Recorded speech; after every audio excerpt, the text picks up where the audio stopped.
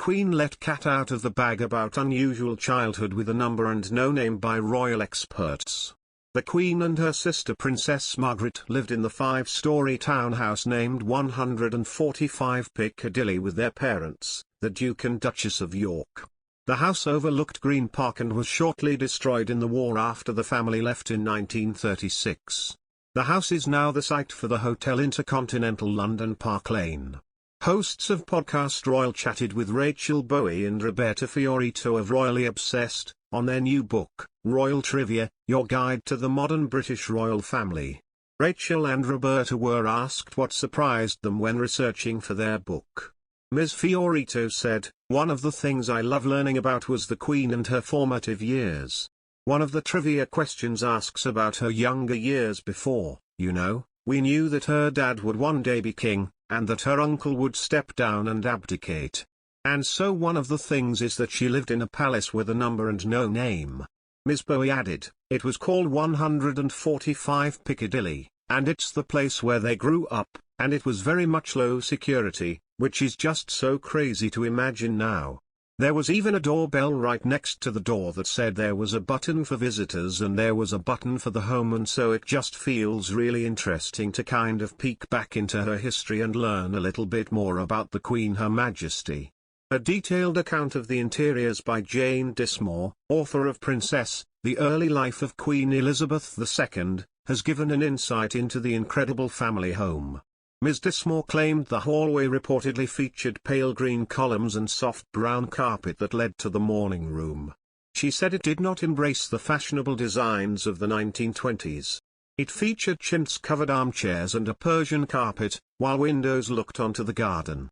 The ground floor was also home to her father's study and a dining room that could accommodate 30 guests, while the first floor housed her mother's bedroom and boudoir. The home was fit for royals. It featured a ballroom, a library, and 24 more bedrooms.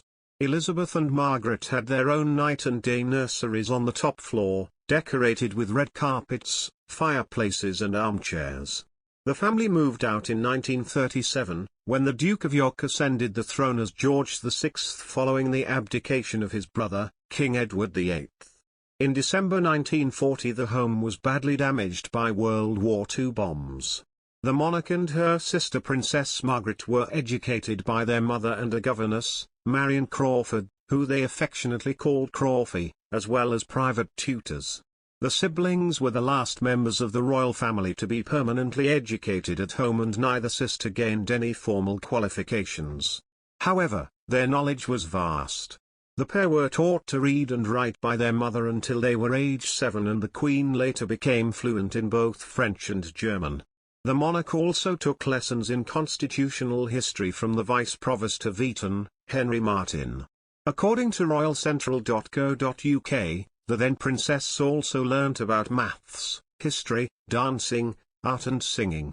An article in Marie Claire revealed that the girl's governess tried to encourage outdoor activities too, and even set up the Buckingham Palace Girl Guides Company for the young princesses and their cousins, along with the children of palace staff. Professor Kate Williams, author of Young Elizabeth, has previously told Good Housekeeping, the Queen's father had disliked school and her mother thought it was more important to have fun. She added, unlike her father, the Queen was and is very bright and had an appetite for learning as well as a razor-sharp memory. The lack of a formal education didn't harm her, as she's naturally analytical and something of an autodidact, self-taught, as well as being hard-working, which we know now is just as important as raw brain power, Kate added. The Queen also had a role